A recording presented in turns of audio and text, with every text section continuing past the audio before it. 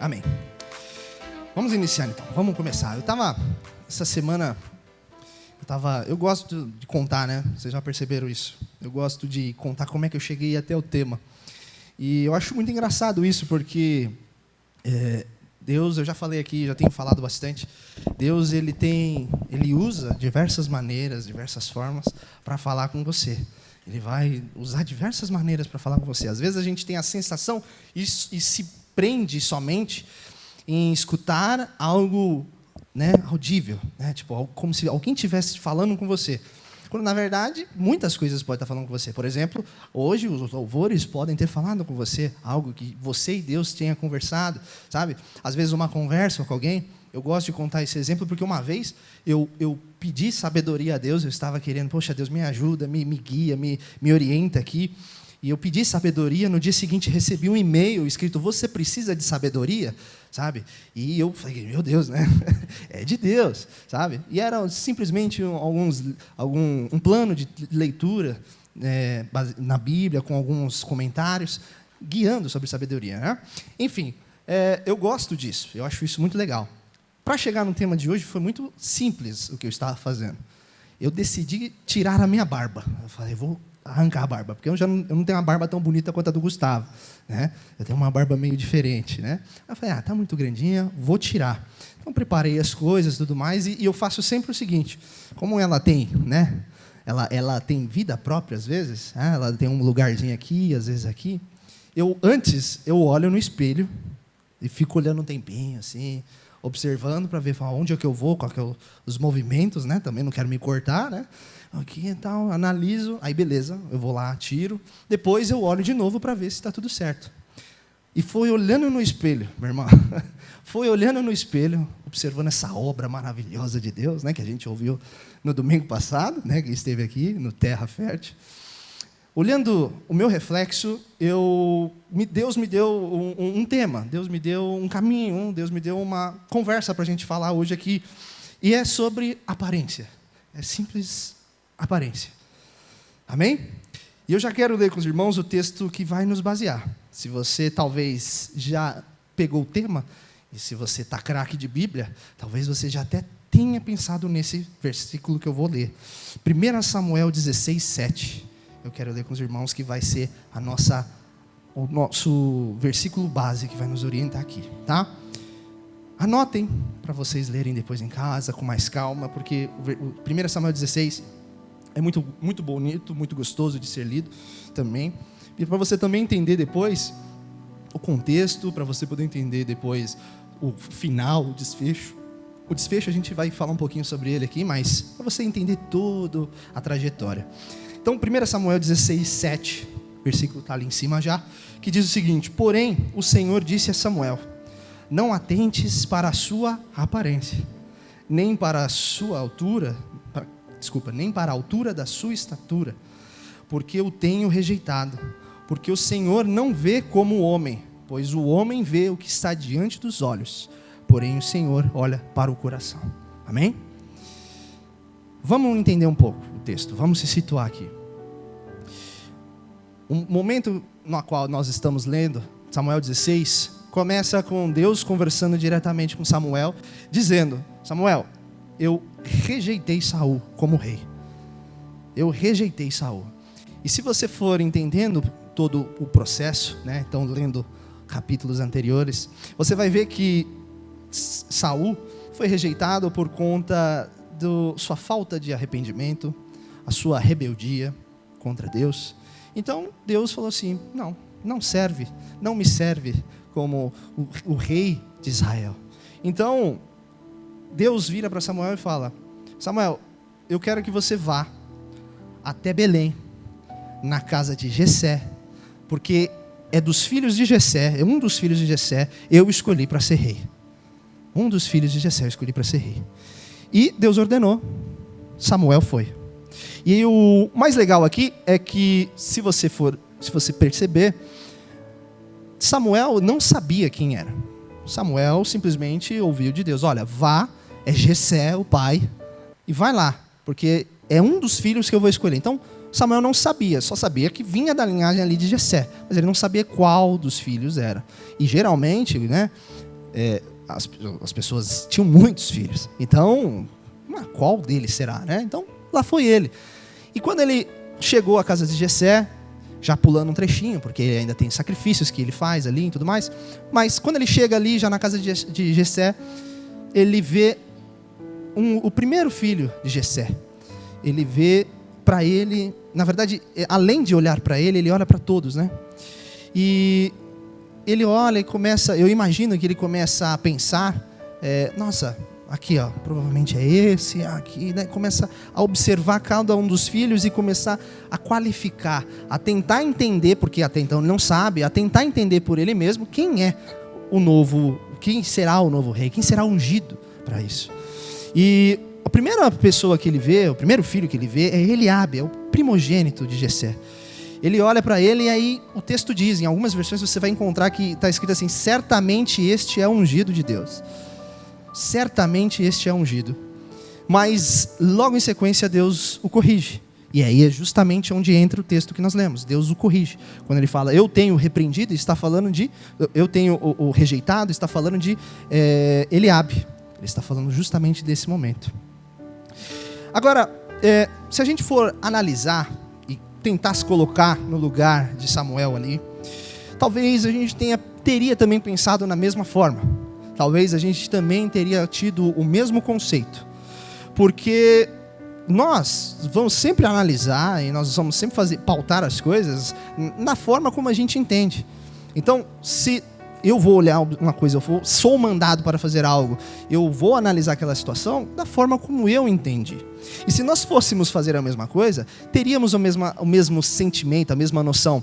Porque o que nós temos como uma visão de um rei é algo grande. E tem algumas qualidades que a gente olha e fala assim, não, isso é de um rei. Principalmente, hoje nem tanto, mas principalmente naquele tempo, que tinha reis. Então, existiam algumas qualidades que eles olhavam para os reis e descrevia, falou assim, para ser um rei tem que ser, e tinha um checklist ali, né? Então, se a gente começar a analisar aqui, a gente pode primeiro ter uma primeira justificativa. Por que será que Samuel olhou para Eliabe e falou, não, deve ser esse mesmo? Eliabe, como eu falei, ele era primogênito de Jessé, primogênito, ou seja, o mais velho. E quanto mais tempo de vida, né, mais experiência a pessoa tem. Então, quanto mais tempo de vida, mais experiência ela tem. Não é à toa que a gente escuta muito, ou já escutou muito, uma frase que geralmente os pais falam para os filhos, e aí só quem é filho mais velho ou filho mais novo já ouviu, obedeça o seu irmão. Obedeça o seu irmão. Lá em casa é algumas vezes só. Porque, né? Mas algumas vezes a gente já ouviu, obedeça seu irmão. Obedeça seu irmão. E por que isso, né? Porque quanto mais velho, já viveu mais tempo, já tem por mais que, por exemplo, no caso, na época, eu tivesse 18, e agora me perdi na conta porque eu esqueci a diferença, 11, aí, valeu. E a Joyce tivesse 11 anos, entendeu? 18 anos não viveu muita coisa ainda, beleza, mas já conhece algumas regras da casa, já tem ciência de algumas coisas, né? Então, já tem maturidade, já tem um pouquinho de maturidade, um pouquinho de conhecimento. A gente não tem a data, nem a idade de Eliabe ali, né? Mas o importante aqui não é nem entender justamente isso, mas é olhar e falar assim, talvez Samuel olhou e viu um pouco de sabedoria nele e um pouco também de influência sobre os seus irmãos. Então, um rei também é assim. Um rei, ele também tem que ser uma pessoa experiente para guerras, experiente para ordenar e comandar ali o seu povo, e também tem que ter influência, porque de nada vale alguém que bota a ordem, né, que deveria colocar as ordens, e elas não serem seguidas, elas não serem cumpridas. Então, um rei era necessário ter um pouco desses dois, um pouco de maturidade ali, entender o que estava acontecendo e também influência sobre eles. Talvez, quando Samuel olhou para Eliabe, ele pensou justamente nisso. Ou também podemos pensar que Samuel talvez tenha olhado características físicas.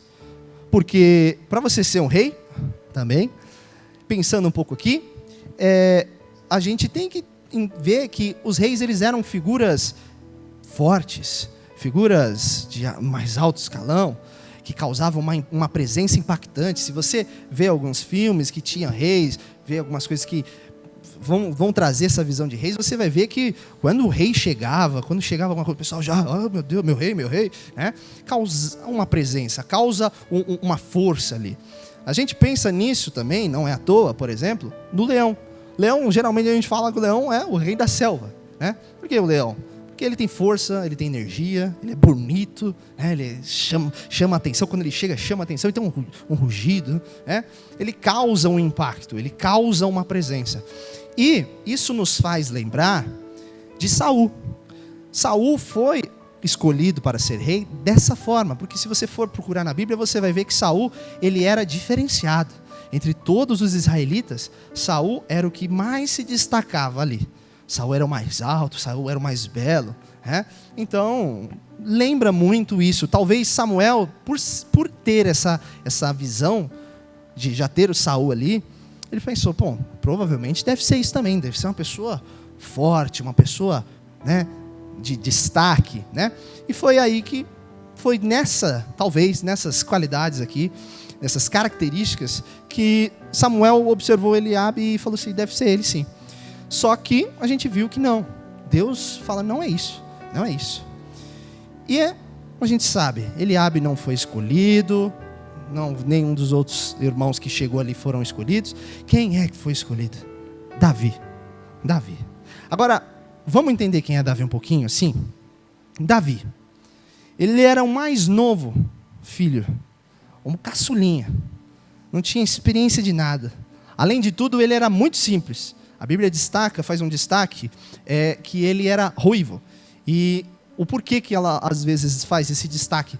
Porque entre os israelitas não era comum ter um ruivo.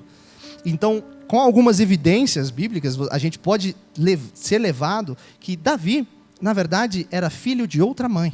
Ou seja, nem mesmo ali dentro da própria casa, Davi tinha um respeito, porque os irmãos, os mais velhos, olhavam e menosprezavam, falavam, não, isso aqui é filho de outra mãe, isso aqui não me importa, sabe? Então, eu imagino aqui agora, na imaginação, que Davi sofria muito nessa questão, por ser filho de outra mãe, e se você for ver mais evidências bíblicas, você vai ver que as pessoas até falavam dessa situação, né? De Davi ser filho de outra pessoa, né? De outra mãe, né?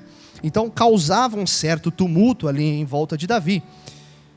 Talvez também por causa dos seus irmãos pegarem muito em cima no pé de Davi ali, né? Zoar, né? Maltratar talvez. Talvez por isso Davi foi colocado para cuidar das ovelhas do seu pai. Talvez Jessé já por esse motivo falou assim, não, vamos separar? Fica lá você cuidando de ovelha e deixa os meninos para lá, né? Deixa os meninos para a guerra. Mais ou menos assim. Então, Davi era simples, Davi era novo, Davi não era no mesmo grupo ali, não pertencia ao mesmo grupo. E ele não tinha experiências assim, né? Por ser novo, por cuidar de ovelhas, né?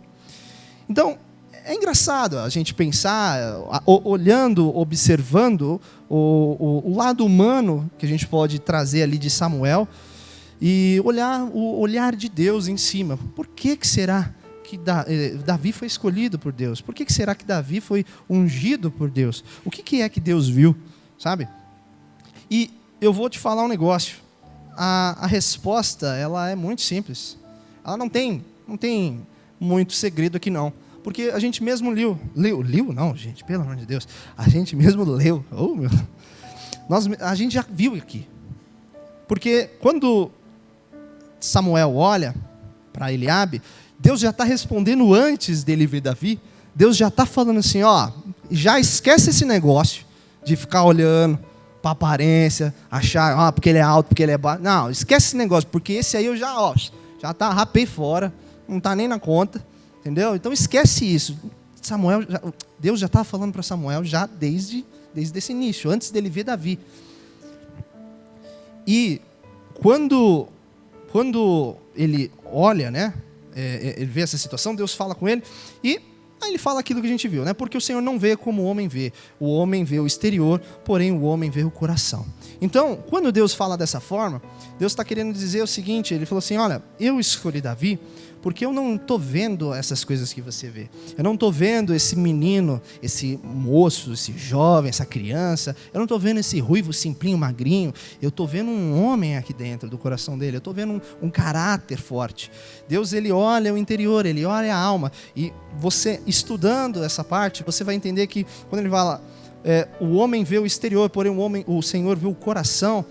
O coração, ele está atrelado à alma, o coração está atrelado aos pensamentos, o coração está atrelado à forma de ser, à forma de agir. Então, enquanto Samuel examinava a situação superficial de forma bem rasa, Deus analisava a situação de forma intensa, de forma de dentro, olhando e vasculhando tudo. Nós já falamos sobre isso aqui em alguns outros momentos, sobre que Deus sonda os nossos corações, que Deus vai a fundo, Ele vai lá entender tudo o que está acontecendo em nossos corações.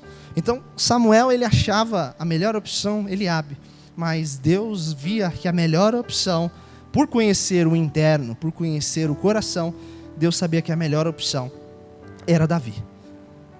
E nisso tudo, agora a gente já passou, já viu, pincelou legal aqui, pontuou esse texto.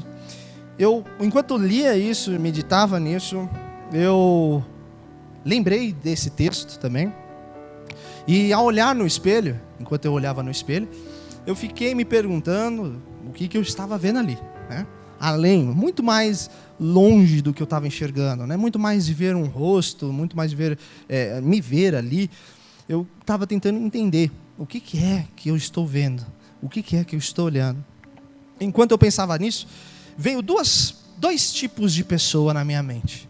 Dois tipos de pessoa. E é nesses dois tipos de pessoa que eu quero dar uma visão, dar uma explicada, uma coisa que eu entendi, uma coisa que eu vi, uma coisa que eu talvez até presenciei. Mas eu vi dois tipos de pessoa.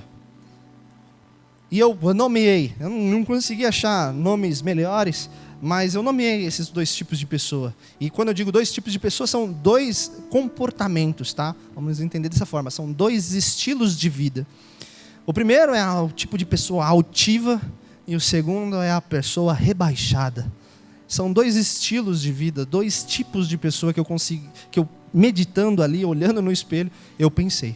E eu quero falar desses dois tipos de pessoa aqui hoje com vocês, porque eu quero meditar, para a gente poder entender, será que estou enquadrado aqui? O primeiro tipo de pessoa, vamos focar na altiva, vamos focar no tipo de pessoa altiva, e para isso eu quero me basear em 1 Coríntios 10, versículo 12. Simples. Que diz assim, assim, aquele que julga estar firme, cuide-se para que não caia. Simples. Para a gente entrar nesse ponto, nesse tipo de pessoa, vamos falar um pouquinho de história. Eu quero falar um pouquinho de história com vocês. Não sei se todos conhecem, para mim era novidade. Eu não sabia o nome, mas pesquisando encontrei. A Batalha de Waterloo. Provavelmente não. Eu também não sabia. A não ser que você seja historiador, aí tudo bem. Mas essa batalha foi um confronto militar, tá? Que aconteceu lá em 1815, onde o primeiro exército francês, que tinha sob seu comando o imperador Napoleão, ele tinha 72 mil homens.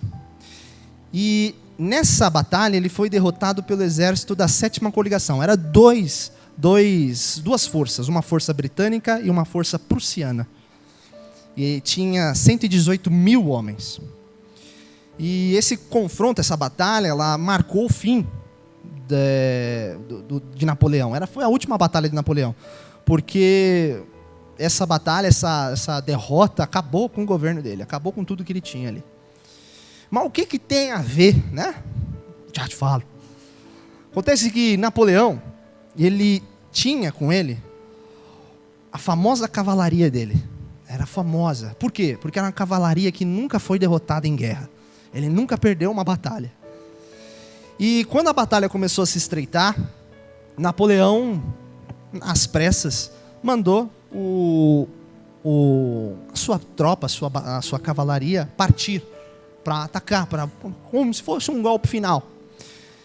Só que os franceses não conheciam a estrada que eles iam passar.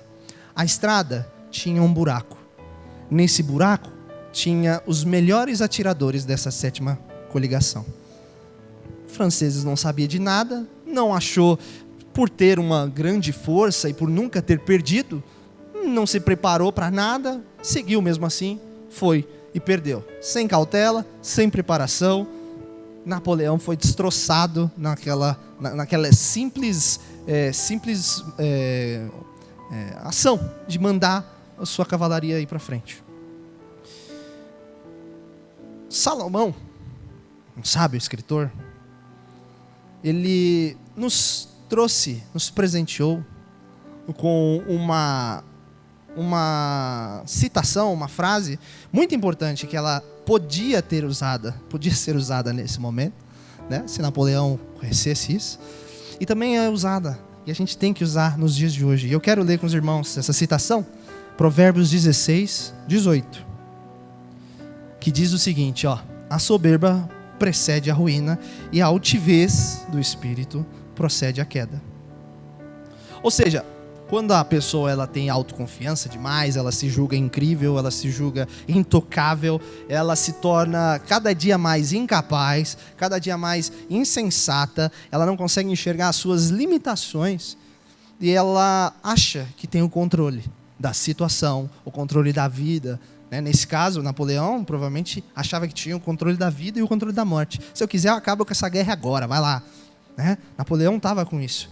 E quando uma pessoa está nessa situação, ela não consegue enxergar um palmo da sua mão, um palmo para frente aqui, né? E ela percebe, ela não consegue enxergar, na verdade, não consegue perceber que ela precisa de ajuda, que ela precisa de pessoas ao seu redor para te auxiliar, que ela precisa de Deus na sua vida. E sem isso, ela vai tomar ações impensáveis, ações que não faziam parte do plano, né? Gerando desastre, gerando prejuízo, gerando não somente para a pessoa, mas para um coletivo. Enquanto eu estava pensando nesse tipo de pessoa altiva, veio na minha mente, por que veio isso? Porque um dia eu fui isso já. Um dia eu já fui uma pessoa altiva, ou seja, uma pessoa soberba, uma pessoa que acha que tem o controle, acha que conhece a situação, ela acha que não tem mais necessidade de crescimento, ela acha que não precisa de auxílio, de aprendizado. Eu já fui um dia. E cada dia na qual eu continuava nisso, cada dia que eu não mudava, cada dia que eu permanecia igual, eu me afastava pouco a pouco de Deus, achando que aquela luz que brilhava em mim era minha, quando não era minha, era de Deus. Eu, em diversos momentos, já achei dessa forma. Eu vou contar bem, resumido assim, quando a gente começou a base, mais uma abertura de coração aqui para vocês. Quando a gente começou a base, a gente começou ela antes da pandemia. Começamos lá embaixo, bem tranquilinho, violão, carrom. Aí depois, violão, carrom baixo, né? Tal, a gente fazia uns negocinhos bem tranquilo. E eu, em certos momentos, eu vinha muito animado, muito eufórico. E conforme passava a base, eu acabava ficando meio desanimado. Por quê? Porque eu achava que tinha poucas pessoas lá. Eu achava que não tinha o suficiente, que nem todos na qual eu tinha convidado, nem todos na qual nós convidamos, tinha ido, e eu ficava chateado, achando que elas tinham que vir era por mim, sabe? Isso é uma das situações, abrindo para vocês. Hoje já não. Hoje eu sei que tudo o que acontece é de Deus, é para Deus. Se estão aqui é porque vocês têm que ouvir, eu preciso ouvir. Quem não está aqui não era para estar mesmo, entendeu? Mas antes não. Antes eu era uma pessoa nesse sentido. Eu achava que, a gente prepara tudo aqui, vamos fazer, né? Quando uma pessoa altiva, ela está nessa situação, quando uma pessoa ela é uma pessoa soberba, uma pessoa altiva, ela não percebe. Mas ela acha que ela tem uma força, ela acha que toda aquela aquele ânimo, tudo aquilo que vem dela, ela acha que ela pode lidar com qualquer situação, ela acha que, não, eu não preciso mais estar de Deus, perto de Deus, e mais uma vez eu falo, não percebe. Esse tipo de pessoa, esse tipo de estado, você não percebe que cada vez mais você, não preciso de Deus. Você talvez não fale, talvez em nenhum momento você solte em palavras, mas em atitudes você vai falar, não preciso mais de Deus. Você vai se afastando de Deus, você vai passando. E aí, as preocupações dessa pessoa, cada dia que passa, as preocupações desse tipo de pessoa é o seguinte, ela começa a pensar no ao redor. Ela começa a pensar em como as pessoas vão olhar. Sabe? Mais uma abertura aqui. Quando eu estava iniciando de tocar aqui na frente, né, no grupo de louvor, eu estava tocando somente violão, eu achava que toda vez que eu errava, porque misericórdia, você entendeu? Eu me cobrava demais. Eu falei, não posso errar, o que as pessoas vão achar? Eu falava, colocaram um menino que está atrapalhando o louvor. Era o que eu pensava. Sabe? E esse nervosismo me fazia falhar mais, e aí eu já não estava totalmente contra o que era o louvor. O louvor é o que eu sempre falo aqui para o pessoal, quando a gente se reúne, a gente geralmente se une e ora antes de iniciar ou ao fim. A gente ora um pouco, e eu gosto de falar, louvor não é técnica, louvor é coração. E eu estava perdido, achando que louvor era técnica, mas hoje não, hoje eu sei que louvor é coração. Mas falando disso, por quê? Porque as nossas preocupações quando nós estamos nesse estilo de vida, quando nós somos uma pessoa altiva, o que será que as pessoas pensam de mim? O que será que elas estão pensando? E aí você começa se você não consegue, você começa a criar uma capa. Você começa a fingir coisas e transformar a sua aparência, montar uma nova pessoa. Entendeu? Então, assim, a pessoa quer que eu seja dessa, o pessoal está assim, eu vou ser assim, eu vou ser assim. Você vai se moldando, colocando, né, coisas em cima de você que é só para as outras pessoas olharem, porque na verdade você está numa outra preocupação. E esse estilo de vida, ele não é na verdade, ele é comum tanto dentro da igreja quanto fora. Dentro da igreja, vou citar exemplos. Dentro da igreja, a pessoa ela pode se preocupar tanto no que as outras pessoas ao redor pensam dela, que ela se veste de uma capa cristã, aspas aqui. O que essa pessoa faz? Ela começa peraí, aquele irmão levantou a mão aqui e está aqui. Aí ela fala, vou fazer igual, porque eu tenho que ser aqui, vamos parecido, e sem sentir nada. Que o irmão, o irmão caiu, eu caí também. O irmão está falando em línguas, vou falar aqui qualquer coisa, sabe? Ela começa a fingir, ela começa a colocar coisas em cima, simular uma vida que ela não vive, simular uma coisa que ela não tem. Ela está exalando uma falsa sabedoria baseada na sua força. E mais uma vez, ninguém tem força. Já vou adiantar aqui para todos nós somos fracos. Ninguém tem força. Não dá para se basear na nossa própria força. Então, dentro da igreja, às vezes a gente vai encontrar. E às vezes pode ser nós. Pode ser que seja eu. Entendeu? Pode ser que seja eu. Fora da igreja, a pessoa pode ser que ela... eu não quero ser, por exemplo, não quero ser um crente careta. Eu vou me adaptar ao estilo aqui. Entendeu? Aí começa a tentar ser conhecido da galera, começa a tentar se ajuntar ali, fingir algo que também não é. Ela começa a esquecer de Deus, porque se você começa fora da igreja, você começa a querer ser parecido com as pessoas, no mundo, Deus não está. Então, se você quer ser parecido com a escuridão, não vai haver a luz. Se você quer ser parecido com o mundo, com as coisas ao seu redor, você está deixando Deus de lado. Quando uma pessoa altiva, ela começa a caminhar nesse estilo de vida, ela começa a deixar para trás aquilo que ela tinha, e ela começa a se tornar uma nova pessoa, com uma nova aparência, tentando se adequar à situação, tentar entrar num grupo, sabe? às vezes, para se encaixar. Eu já vi, tipo, em trabalho, eu já vi situações no meu trabalho na qual você tinha uma pessoa que ela tinha um estilo, que você olhava e falava, tudo bem. Mudava alguma situação, sei lá, chegava uma pessoa nova, ou sei lá, saiu uma nova pessoa, ou por momentos, você via a transformação da pessoa, sabe? A pessoa, agora ela é uma outra pessoa. Você olha e fala, nossa, que é isso? Entendeu? Que capa nova essa pessoa comprou, porque agora ela é outra, você entendeu?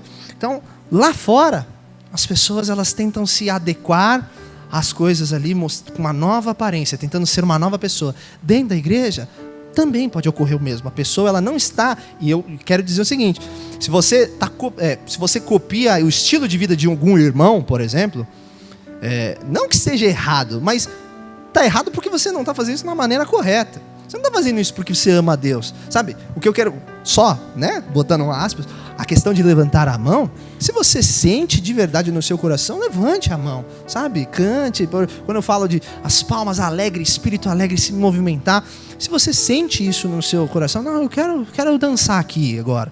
Dance, porque isso é de verdade. Agora, não faça, não seja, né? Não seja uma pessoa altiva dentro da igreja na qual simule algo que não vive. É isso na qual que eu estou falando hoje. Agora, Salomão, além de falar sobre aquele provérbio, ele também já dá uma dica logo na sequência. E eu quero ler com os irmãos também, é o Provérbios 16, 19. Ele fala assim, melhor é ser humilde de espírito com os mansos do que repartir o despojo com os soberbos. Mais uma vez, humildade. Eu gosto, quando eu vou falar uma coisa, é muito difícil eu fugir dessa palavra. É muito difícil eu sair desse pensamento, desse estilo. Humildade é a chave. Humildade é uma chave da mudança.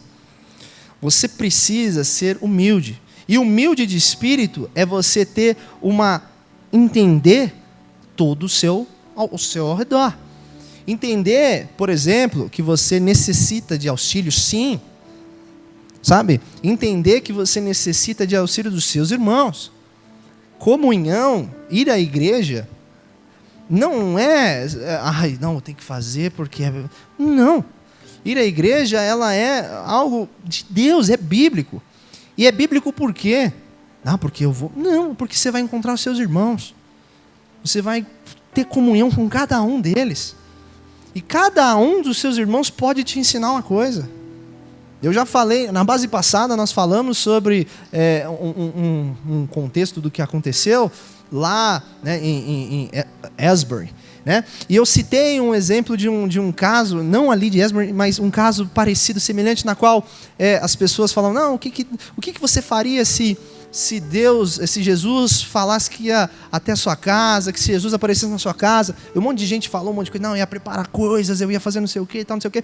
E uma criança levantou a mão e falou assim, eu daria um beijo nele, sabe? Eu daria um abraço nele. Ele foi sincero. Então, olhando para aquela criança, falei assim, dá para aprender, sabe? Às vezes a gente está querendo simular coisas, mas na verdade o simples já basta. Então, você vai poder aprender com cada um que está aqui. Seja o mais velho, seja o mais novo, você vai aprender. Então, a comunhão, entender que você necessita de auxílio, é importante. Você não vai. Essa caminhada, ela é, ao mesmo tempo que ela é individual, é você e Deus, ela é comunitária. Porque é você e Deus, mas você precisa ajudar o seu irmão. Se você vê que você está caminhando para Deus, se você vê que seu irmão tropeçou, você precisa ajudar o seu irmão. Ele precisa ir para o mesmo lugar. Ele precisa caminhar junto com você, sabe? Então, ser humilde de espírito é a chave para que você, se você está nesse momento, como eu um dia estive analisando a minha vida, a humildade me tirou de lá. A humildade de reconhecer que eu não sou nada sem Deus. Eu não sou nada sem o meu Pai, sabe?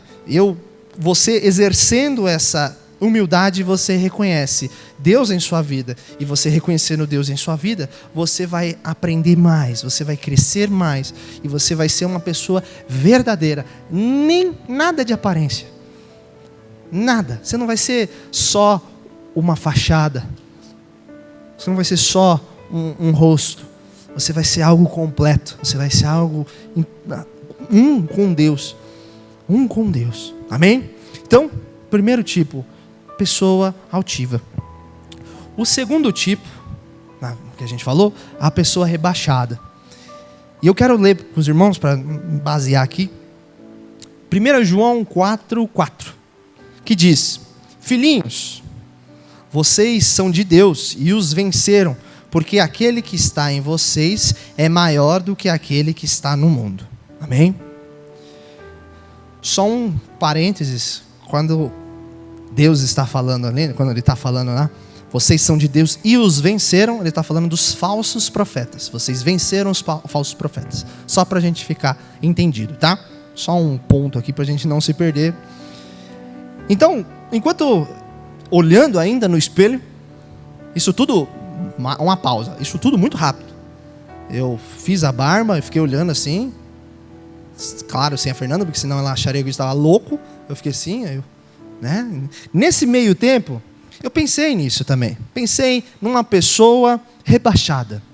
E por que isso me veio à mente? Porque eu também um dia já fui uma pessoa rebaixada. E é engraçado porque o que nós vamos ver aqui, e o que a gente já tem como consciência de uma pessoa rebaixada, talvez seja o oposto de uma pessoa altiva. Porque uma pessoa rebaixada, como eu um dia me senti, ela olha as circunstâncias, ela olha e ela vai muito além. Ela fala assim: eu não sirvo para nada, eu sou um inútil, eu não tenho capacidade nenhuma. E isso afasta do relacionamento de Deus. Eu vou contar uma história minha, antiga também, mais uma vez. Quando eu comecei a fazer aulas de violão, meu tio que dava as aulas para mim, então ele vinha até em casa e tudo mais. E para quem já tentou um dia fazer isso, ou para quem toca, para quem, sabe, para quem já tentou, quem é músico, sabe que o início é muito difícil. O início é muito complicado. Principalmente no violão, quando você vai fazer aquelas pestanas, quando você coloca o dedo inteiro no braço do violão, às vezes vocês podem ver, depois vocês reparam. Às vezes você vai ver mais o violão, porque hoje eu não faço mais tanto, que eu fico fazendo essas coisas. Mas geralmente fazer esse tipo de coisa, esses acordes com pestana, dói muito no início, quando você não tem nenhum tipo de experiência, nenhum tipo de prática. Então, quando eu comecei, vai fazer o dó, tranquilo, ré, tranquilo, mi, tranquilo, fá, ferrou. Porque o fá tem pestana. Sol, tranquilo, lá, tranquilo, si, ferrou. Porque o si tem pestana. E o que isso aconteceu? Aconteceu que não, é tranquilo, isso aí eu tiro de letra. Então eu comecei a treinar, e não estava saindo um som bonito. Aí eu continuava treinando, não saiu um som bonito. Aí o que eu fiz? Treinei mais? Não. Eu comecei a chorar. Porque eu falei, eu não sirvo para isso, eu nunca vou conseguir tocar um violão. Eu parei no mais fácil, imagina o mais difícil, sabe? Eu comecei a olhar e perceber, falei, eu não sirvo, eu não consigo, sabe? Talvez, se eu não tivesse continuado, talvez muitas coisas boas que Deus, e aí só Deus sabe, porque talvez muitas coisas eu não estaria fazendo. Sabe, talvez tocar corações das pessoas através de louvores, talvez não. Claro que Deus continuaria a obra de Deus, não para. Mas não seria, eu estaria talvez parado de cantinho, chorando, lamentando porque eu sou ruim. Sabe? Entre outras vezes, aí beleza, aí depois eu fiquei muito feliz que consegui fazer, que legal. Aí depois comecei a entrar na parte de guitarra, aí agora vamos fazer solo. Aí ferrou. Porque eu falei, nossa, é muito rápido. E eu ficava perguntando pro meu tio, falei, como é que pega esse negócio? Como é que vai mais rápido? Ele, tem que treinar. Eu falei, mas eu estou treinando. E aí, mais uma vez, eu chorava, porque eu falei, eu não vou conseguir, eu não saio daqui. Sabe, falar sobre isso é importante, porque talvez em algum momento você se encontre numa situação que você começa não é para mim, eu não posso fazer isso. Eu não consigo, sabe? Não dá. Ontem eu estava brincando no café, ela está cantando comigo aqui, então em casa ela fica Pelo menos eu faço ela cantar bastante, né? Aí a gente fica treinando em casa. Aí ontem, eu estava ensaiando uma parte com ela. Aí eu falava, faz assim. Aí eu vi aquela, e aí? Ela parava e falava, mas você nem tentou, meu amor, coisa linda.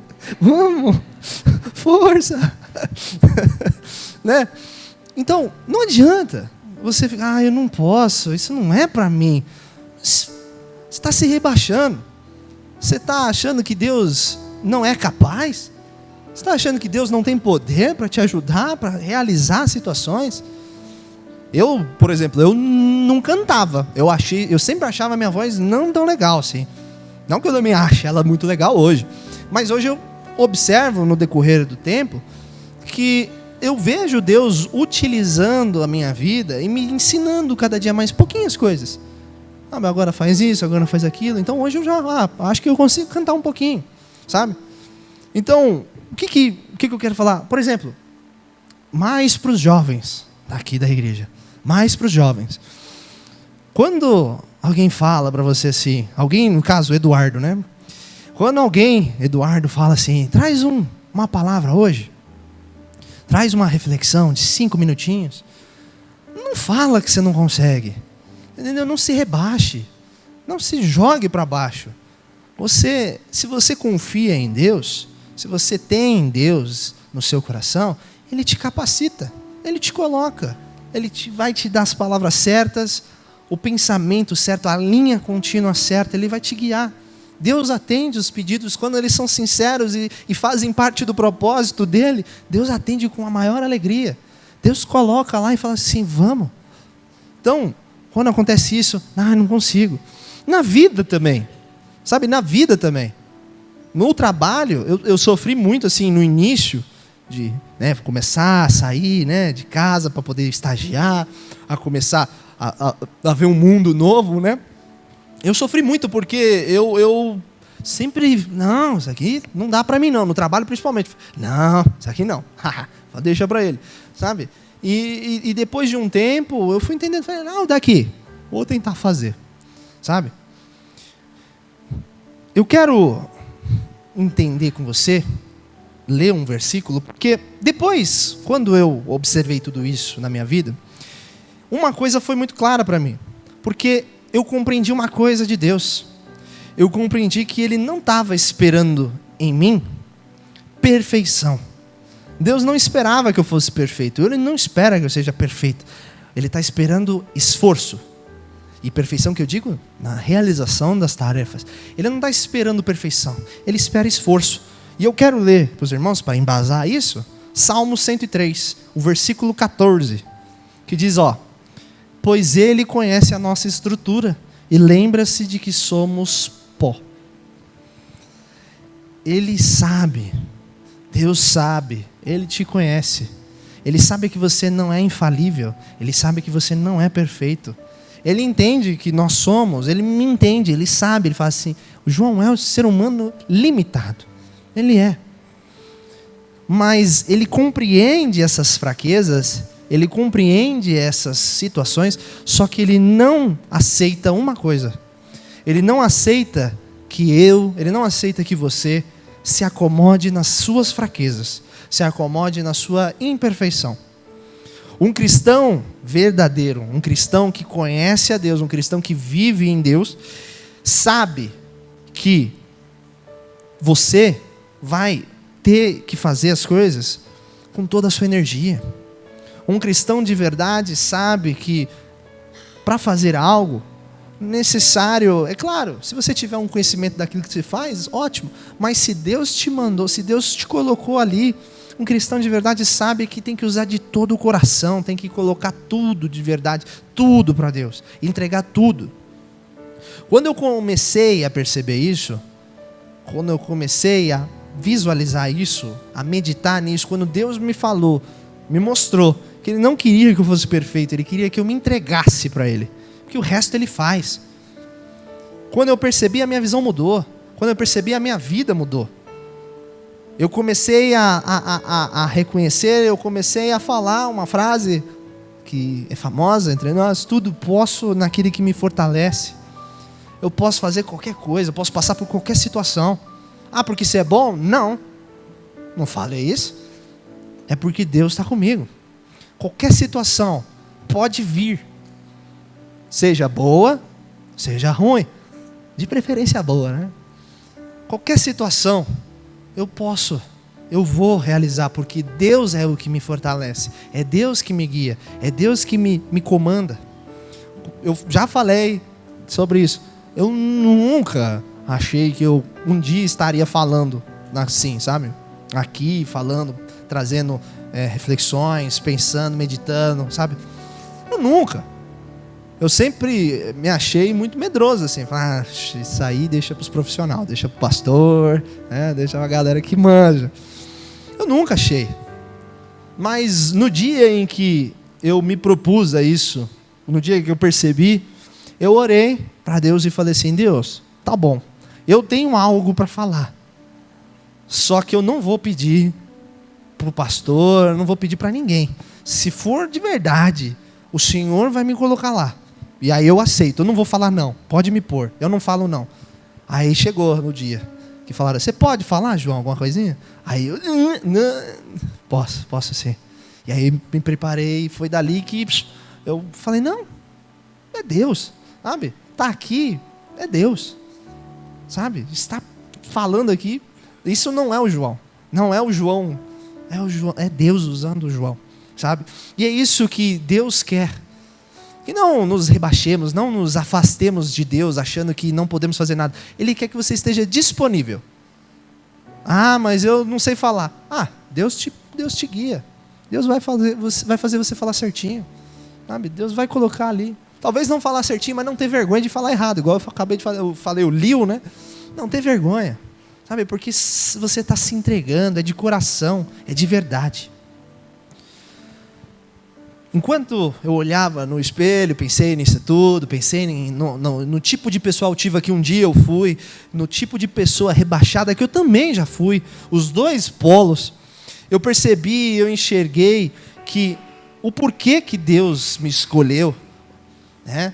O porquê que Deus olhou para mim, porque Ele olhou e viu o meu coração. Ele olhou e viu o futuro. Eu quero ler com os irmãos Romanos 12, versículo 1 e 2.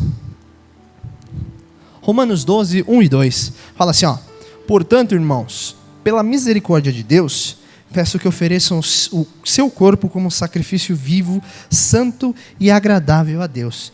Este é o culto racional de vocês.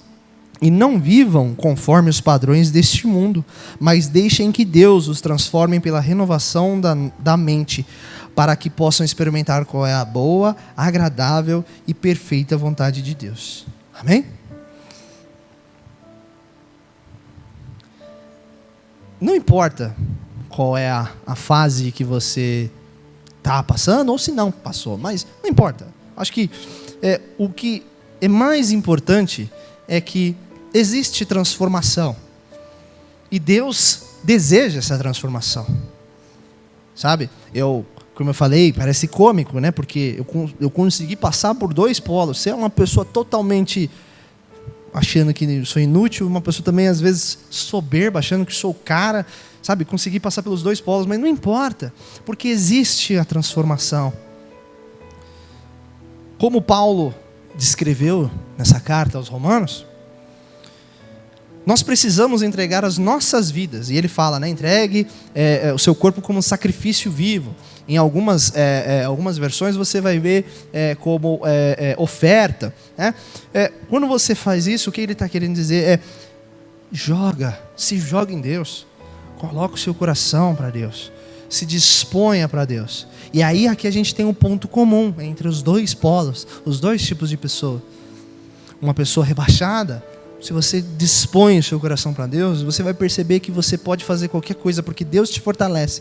Uma pessoa soberba, quando dispõe o seu coração, ela percebe que ela não é aquilo que ela achava que é. E que aquela luz que brilhava nela, na verdade, era de Deus. Então, reconhecer que sem Deus ela não consegue ir longe. Sem Deus ela não consegue fazer nada. E a solução que Paulo faz é que nós nos concentremos em Deus. E aí, quando nós pensamos em Deus, e concentrar, que eu quero dizer, pensar em Deus, que eu quero falar, é orar. Não tem como fugir disso, tá? Não tem. Orar, ler a Bíblia, meditar na palavra. Orar, ler a Bíblia e meditar, sabe? Quando você mantém essa conexão, você começa a entender aonde são os pontos de mudança, aonde você precisa melhorar, aonde você precisa fazer aquela limpeza ou abrir aquela porta. Tem porta que você precisa fechar, tem porta que você precisa abrir, sabe? Você tem que arrumar o seu interior. E quando você começa a ter um relacionamento com Deus, quando você começa a ter esse tipo de intimidade com Deus mais fundo, mais densa, você começa a perceber isso. E não ache que você já tenha conhecimento, eu já tenho relacionamento. Por que ele está falando de novo? Já tenho relacionamento perfeito. Talvez você já está num pezinho da soberba, achando que, não, já conheço Deus demais. Já falei isso, não tem aposentadoria cristã. Entendeu? Você nunca vai terminar de trabalhar para Deus. Você nunca vai terminar de estudar de Deus. Você nunca vai conhecer por completo. Quando você conhecer de Deus por completo, você morreu. Você foi para o céu. Entendeu? Já está com Ele. Aí você conhece tudo. Mas enquanto estivermos aqui, não tem. É diário, é constante. Sabe? É constante. Para concluir, e eu já peço que os irmãos abaixem suas cabeças, fechem seus olhos para meditando. Se quiser ir orando, conversando com Deus enquanto eu falo algumas palavras, faça isso. O que a gente precisa fazer hoje, o que a meditação nos faz levar, me levou a pensar, é que nós precisamos parar de olhar o que nós podemos ou não podemos fazer. Esquece. Não fica pensando se você pode ou não pode fazer, o que você faz. Não. Sua aparência não fala nada para Deus. Sua aparência não diz nada a respeito de você para Deus. Se você é forte, se você sabe falar, se você tem influência, se você tem conhecimento, ou se você não tem nada disso, não importa. Deus não nos olha, Deus não está nos olhando, nenhum dia das nossas vidas, Ele não nos olha como nós nos olhamos, como as pessoas ao nosso redor nos olham. Então, começa a olhar para você com esse aspecto e essa visão de Deus. Peça para que Deus te mostre essas coisas. Permita que Deus te mostre essas coisas. Comece a olhar o que Deus tem para o seu futuro, o que Deus tem para a sua vida. Comece a perceber o que Deus quer que você faça. Para de viver de aparência. Larga, deixa de lado. Não viva mais de aparência. Comece a olhar e viver aquilo que Deus tem para você. Somente quando você fizer isso, somente quando você colocar isso em mente, aí sim você vai poder viver plenamente. Você vai poder viver na conformidade com o plano de Deus para a sua vida.